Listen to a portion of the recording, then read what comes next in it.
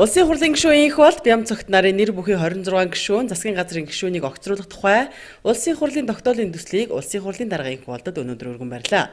Эдийн засгийн хөгжлийн сайд Батбаяр засгийн газрын тухай хуулийн 20 дугаар зүйлийн 25-ын 16 дахь заалтад заасан өөрийн эрхлэх асуудлын хүрээнд хамаарах гадаадын хөрөнгө оруулалтын бодлого зохицуулалт, бүртгэл зээл, тусламжийн нэгдсэн бодлогын төлөвлөлт, боловсруулалт, удирдлага зохицуулалтын үүргээ биелүүлэхдээ байнга хууль зөрчиж байна гэдгийг хууль санаачлагчид дуулгасан.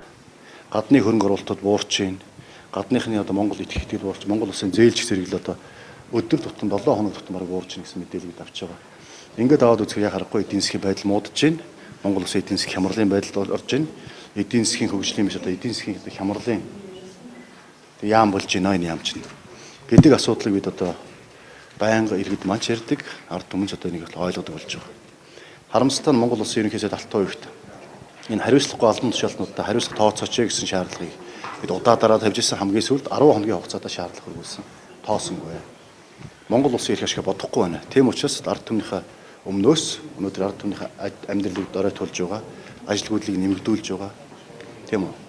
Ядуурлыг нэмэгдүүлж байгаа энэ асуудлуудад эдийн засгийн асуудалтад хариуцлага хандж байгаа сайдыг хоцруулъя гэж Монгол Ардын намын бүлэг үзсэн.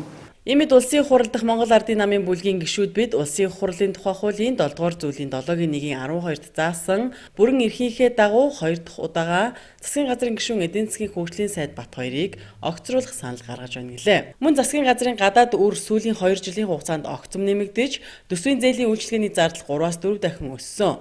Засгийн газар өмнөх 22 жилд бий болсон нийт үр зээлээс 800 сая ам.доллараар илүү буюу 3 тэрбум ам.долларын үр үүсгэж, ирээдүйн хойч үеэ өрийн дарангуулалд орууллаа гэдгийг хэлсэн юм а.